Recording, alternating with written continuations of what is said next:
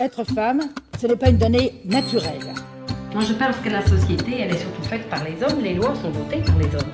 Mais qu'est-ce que vous avez fait? Franchement, rien du tout. C'est le résultat d'une histoire. Il n'y a pas un destin biologique, psychologique qui définisse la femme en tant que telle. Bonjour à chacun et chacune.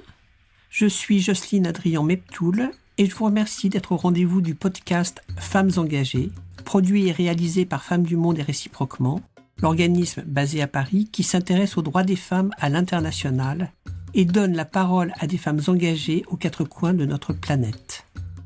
Partout dans le monde, les droits des femmes sont en recul, au même rythme que régressent les démocraties au profit de dictatures et autres autocraties, politiques ou religieuses. Elles vont d'abord nous raconter leur parcours professionnel, militant et personnel. Et ensuite, pour finir sur une note plus légère, elles répondront à un petit questionnaire de Proust, revisité par Femmes du Monde et réciproquement. Aujourd'hui, nous recevons l'avocate Vicki Blenton, qui a été élue présidente du barreau de Dallas pour l'année 2025. Aux USA, le mandat de bâtonnière est d'1 an non renouvelable. Par comparaison en France, c'est de 2 ans non renouvelable. Bonjour, chère Vicki Blenton, et merci beaucoup d'avoir accepté d'être notre invitée dans le podcast Femmes engagées de Femmes du Monde et réciproquement. Bonjour, comment ça va? Je parle un peu français, mais je parle anglais. Donc, vous êtes également conseillère juridique chez AT&T, le plus grand fournisseur de services téléphoniques aux États-Unis, et vous êtes professeur et superviseur à l'école de droit de Dedman. Vous êtes également très engagée dans les domaines civiques et philanthropiques. Vous êtes notamment membre fondatrice du Village Giving Circle, organisation qui a pour objectif de développer l'héritage philanthropique des femmes afro-américaines en finançant des organisations et des initiatives qui viennent en aide aux femmes, aux hommes et aux enfants afro-américains du nord du Texas. C'est bien ça? Correct. Eh bien, chère Vicki Blenton, pouvez-vous vous présenter, nous dire qui vous êtes, ce que vous faites, et nous parler aussi un peu de cette association que vous avez rejointe, Bâtonnière du Monde, créée récemment par Vanessa Boussardeau du barreau de Paris. Pourquoi ce choix? Racontez-nous, et puis pourquoi votre engagement philanthropique? Very good. Good morning. Thank you so much. Bonjour et merci beaucoup. Je suis vraiment honorée d'être ici avec vous aujourd'hui. Donc effectivement, je suis une avocate ici à Dallas, au Texas. Donc je suis une spécialiste du droit au Texas, mais parce que je travaille dans une entreprise et que donc je travaille au niveau aussi fédéral, je travaille aussi avec tout ce qui est droit fédéral et mon domaine de spécialité et tout ce qui est lié aux avantages du travail et de la retraite dans mon entreprise. Donc j'ai passé la grande majorité de ma carrière à faire du droit, ce qu'on appelle in-house, donc dans des entreprises et non pas dans des cabinets d'avocats. Donc j'ai travaillé pour plusieurs grandes marques et entreprises ici aux États-Unis, donc AT&T en ce moment qui est une grande entreprise de télécommunications américaine, mais j'ai aussi travaillé à Walmart, à GM et dans une compagnie aérienne. D'accord. Vous avez exploré de multiples domaines.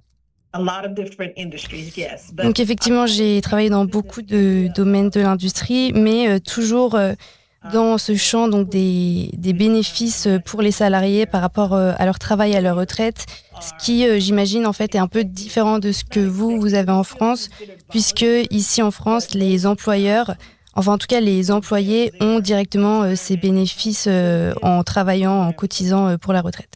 Oui, ce sont des systèmes effectivement sociaux très différents. Yes. Et donc, moi, j'ai grandi à Dallas et c'était très important pour moi de pouvoir rendre ce qu'on m'a donné à ma communauté, pas seulement travailler dans le droit. Et donc, je suis aussi très engagée dans des organisations civiques et philanthropiques pour essayer justement de donner plus à ma communauté. Et donc, c'est comme ça que j'ai pris des positions de leadership et notamment que j'ai rejoint le barreau de Dallas. Et pour ce qui est des bâtonnières du monde, en fait, j'ai d'abord rencontré Vanessa à la cérémonie d'ouverture du barreau de Paris, qui était absolument magnifique et spectaculaire. J'ai été assez surprise parce qu'on n'a pas quelque chose comme ça aux États-Unis, en tout cas pas sur une base annuelle. On a une belle cérémonie quand on prête serment au début de notre carrière, mais en tout cas on n'a pas de cérémonie annuelle et donc c'est à cette cérémonie du barreau de Paris que j'ai rencontré Vanessa Boussardeau et que j'ai entendu parler pour la première fois de bâtonnière du monde. Et d'ailleurs, j'ai une anecdote un peu drôle à ce sujet, puisque avant donc cette cérémonie d'ouverture à Paris, où d'ailleurs c'était la première fois que le barreau de Dallas était représenté, quand j'ai pris mes fonctions de bâtonnière, on a fait une sorte de petite retraite en équipe pour apprendre à mieux se connaître. Et donc, on avait fait une espèce de petite pièce de théâtre sur moi et sur le fait que je serais donc bâtonnière du monde et que je participerais en fait à des événements partout autour du monde. Et c'était avant même la création de bâtonnière du monde, en tout cas avant que j'en entende parler. Et donc, sans le savoir, en fait, ce projet est venu à la réalité avec bâtonnière du monde. Bah, bravo, c'était effectivement prémonitoire. Oui, donc j'ai beaucoup ri. C'est vrai que c'était très drôle parce que quand j'ai accepté donc cette invitation de participer à la cérémonie de Paris, comme je disais, c'était la première fois que Dallas était représenté, que Dallas était invité à participer. Et donc, tous mes collègues m'ont dit « Ah, mais tu peux juste faire ça !» quand ça s'est passé. Et donc, quand j'ai rejoint Bâtonnière du Monde, je l'ai annoncé à mon board meeting, à tous mes collègues. Et ils ont trouvé ça très drôle et ils ont dit qu'en fait, ils avaient un peu manifesté ça et c'était grâce à eux que ça devenait une réalité. Donc, ils sont partie prenante eux aussi, quoi. Toute l'équipe est partie prenante. Vous, en tant que femme de loi, comment vous réagissez à la situation internationale extrêmement secouée que nous traversons aujourd'hui? Et est-ce que vous, en tant que femme de loi, vous pouvez faire quelque chose pour amener le droit au centre de la société? Est-ce que les femmes de droit ont un rôle spécial à jouer par rapport aux hommes aussi? Very, very complex issues. Oh yes. Alors évidemment, oui, c'est une issue très complexe. Je voudrais juste commencer par dire que je ne suis pas une avocate de droit international. Tout ce que je vais dire, tout ce que je pense, c'est en tant que citoyenne privée. Mais évidemment, en tant qu'avocate, j'ai quand même le contexte et les enjeux en tête. Et ce que je voudrais dire premièrement, c'est que, vous savez, les avocats, ce sont ceux à qui on confie le rôle de protéger l'état de droit. Ce qui est très important, et donc on doit protéger l'état de droit et on doit s'assurer que les démocraties puissent continuer justement en protégeant cet état de droit. Et aux États-Unis, dans mon cas, aussi en assurant que le pouvoir judiciaire soit totalement indépendant, puisque c'est ce qui fait partie de notre constitution et ce sur quoi notre gouvernement, enfin notre pays est fondé aujourd'hui. Mais j'aimerais aussi dire que j'ai travaillé en tant que fellow au German Marshall Memorial Fund et c'est dans ce fonds mémoriel en tant que fellow que j'ai eu l'opportunité de voyager en Europe en 2007 et donc ça a beaucoup augmenté, enfin en tout cas enrichi ma perspective sur le droit international puisque c'était la première fois que je voyageais, disons aussi extensivement en Europe. C'était un long voyage, j'ai pu visiter l'OTAN, j'ai pu visiter la Haye, j'ai pu visiter l'Union européenne et ça m'a aidé à comprendre en fait l'implication des relations internationales. Puisque ce fonds mémoriel, son objectif principal, c'est de renforcer les liens transatlantiques, donc entre l'Europe et l'Amérique du Nord. Et donc, pendant ce voyage de 1 mois dans plusieurs pays européens, j'ai vraiment compris en fait toutes les choses que j'avais entendues, j'ai appris à les apprécier sur le fait que les relations internationales c'est fondamental, c'est-à-dire que ce qui vous impacte vous en Europe, ça nous impacte nous aux États-Unis et vice versa. Et on n'a pas chacun son monde ou chacun son silo, on est vraiment, en fait il y a un seul monde et on vit tous dans le même monde. Et c'est vraiment la théorie du papillon. La moindre chose qui est décidée n'importe où sur la planète, et notamment aux États-Unis, peut avoir un impact à l'autre bout de la planète. Et nous sommes interconnectés bien avant la connexion Internet, mais d'autant plus aujourd'hui. Oui, effectivement. Et c'est vrai qu'à l'époque de ce programme, donc comme je le disais, qui était en 2007, ça restait quand même quelque chose de très théorique et personne ne s'attendait à ce que maintenant, en 2026, on vive dans une période comme ça avec autant de régimes autoritaires qui progressent dans le monde. Et ce que ça signifie dans la réalité, en fait, c'est surtout que ça impacte les citoyens, les personnes de la société qui sont le moins considérées. Et donc, quand vous me demandiez ce que moi, en tant que femme, j'apportais à cette discussion, je vais vous répondre, d'abord, c'est en tant que femme afro-américaine. Oui, absolument, oui. Puisque, en tant que les femmes afro-américaines ont toujours été les moins considérées dans la société. Et donc, j'ose dire qu'en fait, on savait ce que ces problèmes, ce que cette montée des régimes autoritaires amènerait, puisqu'on a toujours été les moins considérés de la société, et donc on sait ce que c'est. Il y a aussi cette double discrimination, ce qu'on appelle l'intersectionnalité des discriminations, d'être noire et d'être femme. Je comprends. Oui, c'est vrai. Et donc, cette perspective aussi est liée à mon travail philanthropique, comme je vous disais tout à l'heure. J'ai fondé le Village Circle et donc, dans cette organisation, on a décidé, plutôt que de s'abattre un peu sur notre sort et de rester dans cette misère, on a décidé de faire bouger les choses et dire que personne, en fait, ne devrait se sentir comme moins considéré par la société, jamais. Absolument. Donc, ça rejoint aussi effectivement cette question que vous évoquiez tout à l'heure du droit international et du fait que si nos sociétés ne reposent plus sur le droit et sur les lois, c'est le chaos assuré. Et donc, ce qui est intéressant, enfin, je commencerai par dire qu'on est quand même chanceux dans le sens où on vit dans une période qui n'est pas la première. C'est-à-dire qu'en fait, on n'a pas à créer les choses depuis le début. Les choses existent déjà, on a déjà les idées, on a déjà les idéaux, on a déjà les principes. Et cette sorte d'horloge, en fait, va continuer à tourner et on va revenir à une période plus raisonnable. Et quand je dis une période plus raisonnable, c'est-à-dire une période où chacun est prêt à faire des compromis. Et donc, ce qui est intéressant aussi, moi je trouve, c'est que les personnes qui soutiennent ces régimes autoritaires, ils pensent qu'ils le font vraiment pour le bien commun, même s'ils voient que d'autres peuvent en souffrir. Et donc, nous, en tant que femmes qui avons donc été opprimées, qui savons ce que c'est de ne pas être capable de choisir sa carrière ou de ne pas en tout cas avoir le soutien entier pour... ne pas en avoir la possibilité, quoi. Exactement, pour vraiment pouvoir réussir nos études ou notre carrière. On a en fait tout ce savoir et donc on sait qu'il faut qu'on continue à pousser pour rendre le monde plus inclusif.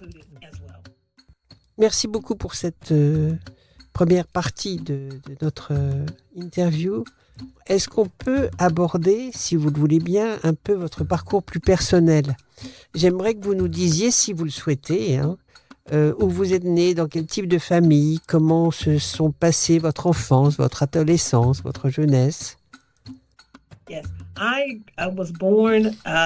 Alors, je suis née à côté de Dallas, dans une ville qui s'appelle Pittsburgh, mais j'ai déménagé à Dallas à l'âge de 3 mois et j'y ai grandi toute ma vie. Donc, c'est vraiment ma maison, Dallas.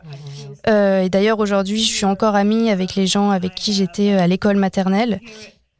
Et pour ce qui est de mes parents, alors ils ont divorcé quand j'étais à l'école en primaire, mais ils ont continué tous les deux à être très présents dans ma vie. Je les ai vus tous les deux encore la semaine dernière et je leur parle toutes les semaines, voire tous les jours.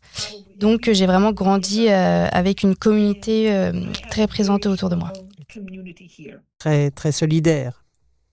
Aujourd'hui, donc, vous vivez toujours à Dallas, finalement ? I do. Oui, donc aujourd'hui, j'habite encore à Dallas et Dallas intramuros, c'est-à-dire qu'il y a beaucoup de gens qui ont leurs adresses en périphérie ou en banlieue. Moi, c'est Dallas. Ah oui, vraiment. Comment s'appellent les habitants de Dallas? Dallasites. D'accord, très bien. Vous êtes une vraie Dallasite. Oui. Et aujourd'hui, donc vous nous parliez de votre famille d'origine. Et aujourd'hui, vous avez construit votre propre famille aussi à Dallas, si c'est pas discret?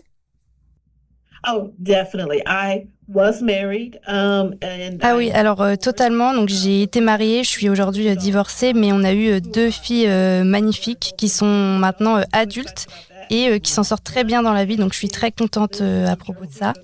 Donc ma fille aînée habite dans le New Jersey, mais elle travaille à New York, à Macy's. Donc elle est dans la vente internationale et elle travaille avec le département de marketing. Et ma fille la plus jeune, elle est restée à Dallas comme moi, mais elle vit en banlieue et elle travaille en tant que manager de la communication dans une librairie. D'accord, super. Donc une lignée de femmes fortes. I'm very proud of them. Very, very proud. Je comprends. Et vous qui êtes une femme quand même très très occupée, vous cumulez aussi effectivement les activités. Qu'est-ce que vous aimez faire par-dessus tout quand vous le pouvez? I love to travel. Alors j'adore voyager. Oui, ça j'avais compris ça. Ça me permet d'explorer différentes cultures et plus je découvre de nouvelles cultures, plus je trouve qu'en fait on est très similaires. Et sinon, ici à Dallas, je suis membre du conseil d'administration du Broadway de Dallas, qui produit donc des shows et des comédies musicales. Donc je suis fan de comédies musicales. Ah, génial. Vous êtes vraiment une femme internationale et multiple. I like to do a variety of things, yes. Donc, pour compléter cet entretien, on termine, comme je vous l'avais proposé, par le petit questionnaire fait de questions-réponses courtes à la manière de Proust et revisité par Femmes du Monde et réciproquement. Quel est le principal trait de votre caractère? L'authenticité. La qualité que vous préférez chez un homme ou chez une femme? La gentillesse. Ce que vous appréciez le plus chez vos amis? Loyalty, but... Alors c'est la loyauté, mais pas la loyauté aveugle. C'est-à-dire que si je fais quelque chose de mal, ils doivent me le dire. Je comprends. Quel est le pays où vous désireriez vivre? Je crois savoir déjà. Si c'était pas les États-Unis, si c'était pas Dallas, je vivrais en France. J'aimerais beaucoup vivre un mois en France. Oh, ça c'est faisable. Quelle réforme politique a, selon vous, amélioré la société en général, globalement? Le droit de vote, pour que chacun ait une voix dans sa communauté. Si vous aviez une baguette magique, qu'est-ce que vous feriez? Alors évidemment, assurer la sécurité de tous les enfants. Pour les adultes, j'aimerais bien ramener la civilité et l'empathie. Changeons totalement de type de question. Est-ce que vous cuisinez? I do. Quel est votre plat favori? Oh, my favorite dish to cook. Alors, j'étais pas préparée pour cette question. Vous savez, on vient de faire le dîner de Noël. Et donc, pour Noël, on reçoit tout le monde dans ma maison. On cuisine ensemble la dinde traditionnelle avec sa sauce. Et donc, j'ai une recette secrète de cette sauce qui est exceptionnelle. Quel est votre animal totem dans lequel vous pourriez vous réincarner? I don't know. Je sais pas, je dirais peut-être un jaguar noir, mais juste parce que je pense qu'ils sont très beaux. C'est vrai, ils sont très beaux. Vos auteurs et autrices ou artistes préférés?